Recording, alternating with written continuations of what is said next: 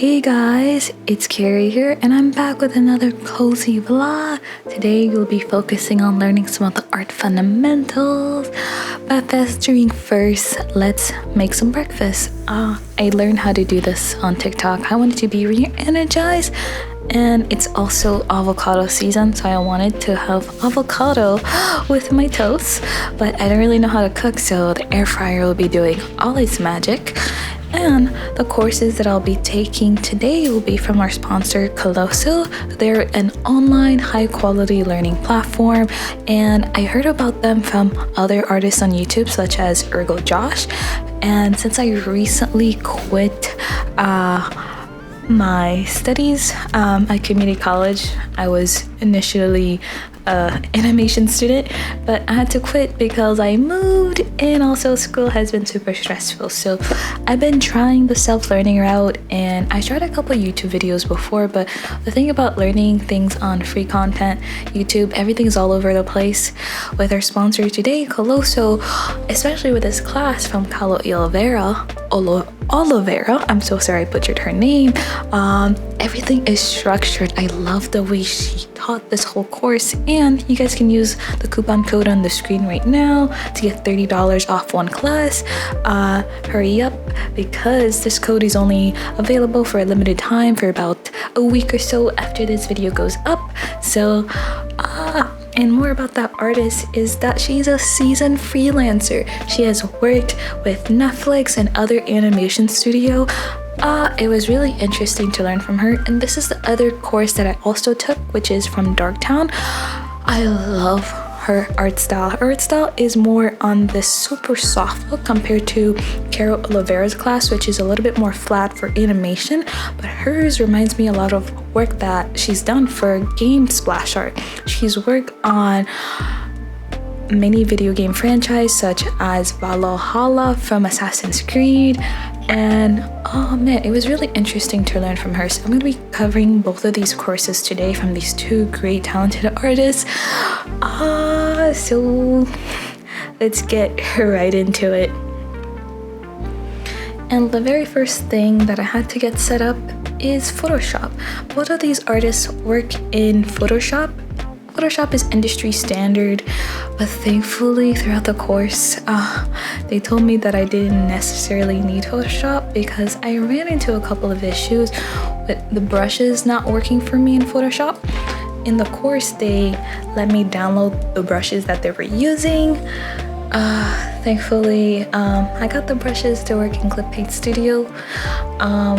At least I just followed the tutorials on Clip Paint Studio, and the first one I tackled, I didn't follow the course in order per se. I kind of jumped around to some of my favorite part. I really like how Darktown rendered this butterfly girl, and I learned a lot from it.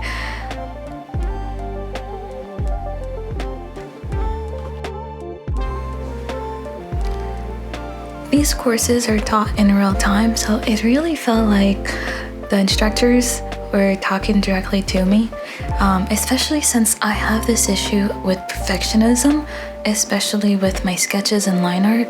And Darktown and this course really encouraged me to be super loose and not overthink the sketch process and just slap on colors. And that was such a relief to hear, especially from an artist that I look up to like that, to like remind me to like slow down, that it's okay, because this painting process took me like hours, more than normally, because normally for like a portrait it takes me 2 to 3 hours. This took me like 8 to 10 hours. And one of the techniques that I learned from this course was to paint over my sketch, and that was something that was kind of unheard of for me. It was also a challenge too, so that's why I still kept my layers. I made a separate group on top. That's why in a little bit you guys will see my actual screen share, so that way you guys can see where my layers are at.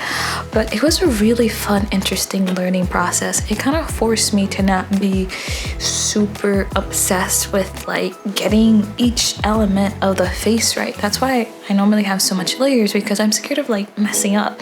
But with a more painting style, you're kind of forced to just experiment and go with the flow, because a lot of the time you might overpaint something. You can't just like go back to the previous layer unless you save a previous version. You gotta like just paint over it. So it really helped me like get loose with like my drawing, and I must say it was a very fun learning experience. Granted, how I did the whole drawing wasn't exactly how the instructor did it. My style is still super anime inspired, so I made the eyes a little bit bigger, and I feel like with the proportions I messed up a little bit, but I stopped letting those fears get to me and just enjoy the process and had a lot of fun with just color picking. As you guys could see on the panel right above my color wheel, you guys see all the colors that I picked, and oh man, that saved me so much headache on painting. And another thing that Darktown mentioned in this course was to use adjustment layers. That's not something I even thought about using like halfway when like you're painting.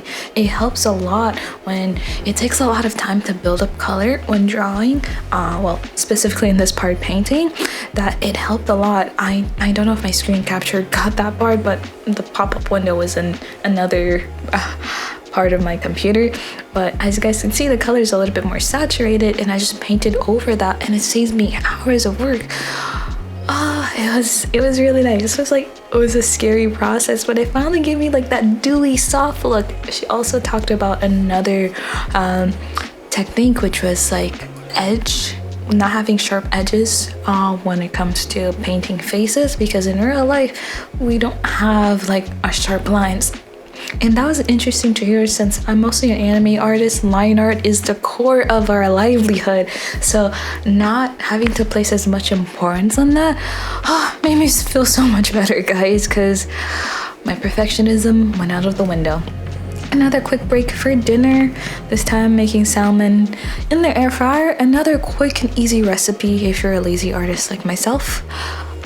It was so good, and I took another break by playing some video games. It was hard for me to focus. That's one of the downsides of self-studying, is that it can really be easy to get distracted, but I got right back into it. It was hard for me to like not think of that as distraction, even though I was having fun. It actually inspired me to go back and draw a lot more. This part was kind of hard to render the butterflies, so I actually didn't finish with that. I ended up taking another break and like focus on another part of the course. Actually went back and played some video games. This time I played some Valorant, and here are some of the times where I got a couple of shots in. I play with my friends because self-studying can be extremely lonely. One downside I would say about courses that are just pre-recorded and you take it at your own pace is that there's not a lot of community feature. It's kind of hard to get feedback from your own art, and that's something I really hope Coloso implements in the future with some other courses. But for now, I just mostly get on my Discord server, the Internet Artist Support Group. The link is in the description below, and I was sharing my screen while talking to my friends and playing music. For the most part, when I'm drawing things like this, especially when I have to follow a course, I'm not really talking. It's just really nice to have another person there and quickly get their feedback if the pose is wrong. And right now, at this portion of this video, I've switched over to the Carol Oliveira course. Since her course is about the fundamentals, I've been trying to avoid the fundamentals for so long, even though that is the focus of this video. But that was the part I struggled so much at. Bodies. The figure drawing portion of this course was fantastic, and I ended up finding out my own references on Pinterest. She gave good tips on how to find good references, and I started to tackle that. And I did a method of just starting out with the silhouette, so that way it's a little bit easier to build up. I should have just followed that portion of the course to the T, but I wanted to be a bit more confident. I got ahead of myself. I'm like, you know what? I like this pose. I want to draw my original character in it, which is just my persona. And at first it was turning out well, and then the more I did it, the more I realized, oh man, this pose is so wonky.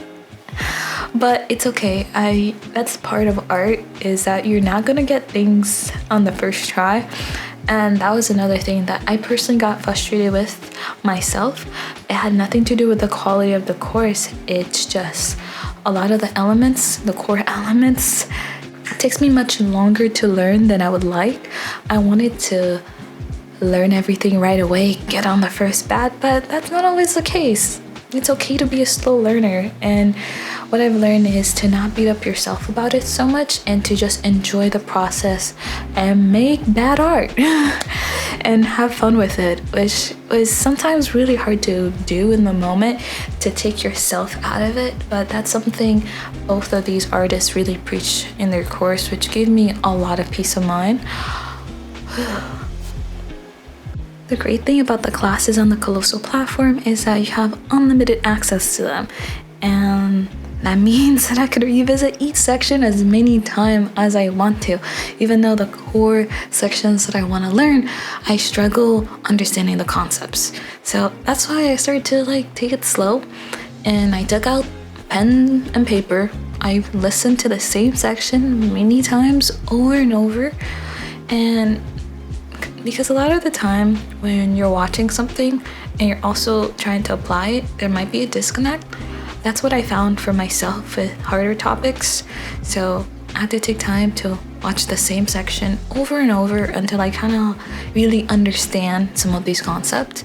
So I even moved around on the course to other sections to help me understand. And that's one of the plus side of self-learning. You can move around how you want, fit things that fit your learning style. And it was so nice. So I took out my iPad and I started to just take notes.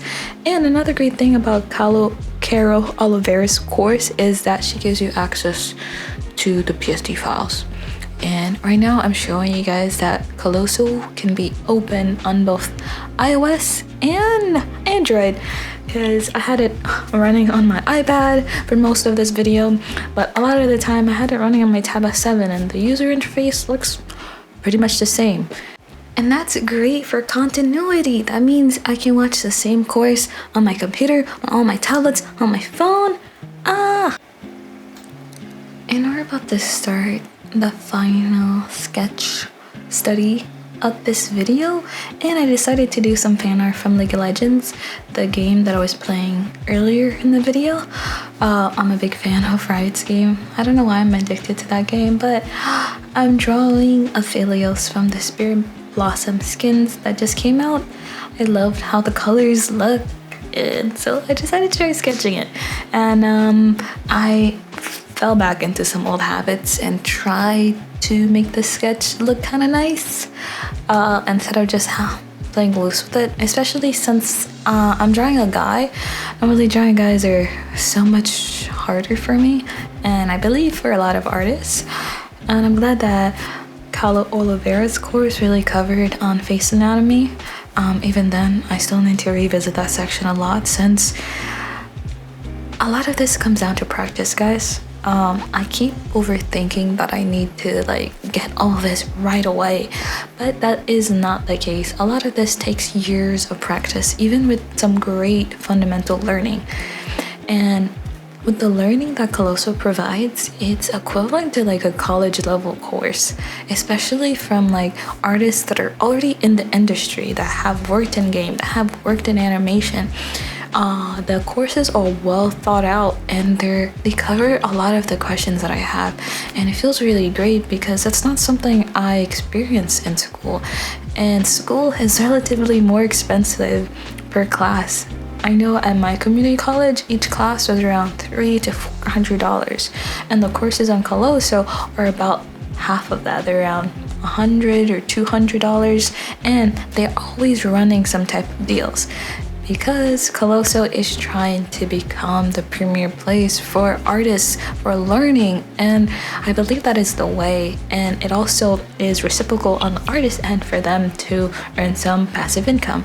So here's the screen take of that same painting, because I like showing my layers. I thought that was really nice that in the course that they showed that. It was really nice to see what they were doing instead of just a Procreate or a Clip Paint Studio time lapse where you just see the thing being done, but you don't see how it's being done per se. So I wanted to show that aspect. with this drawing. I feel like I still need to go back and render it more. I was still struggling a little bit on the hair since I was still using that painting process, but mix it with my own personal style. And yeah, a lot of these paintings I kind of left unfinished. I need to go back on them, but I really wanted to have this video out this weekend so you guys can see.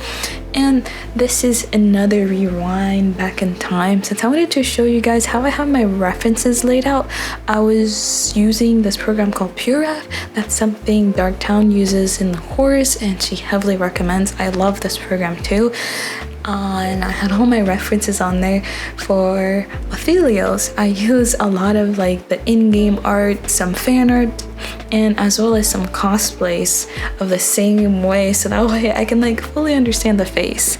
So having enough references is key, because as artists, we're not a camera, we're not going to be able to immediately remember. It's great if your mind has that, but I hope this was fun, guys. I can go on forever about this, but I'll catch you guys in my next one. Bye.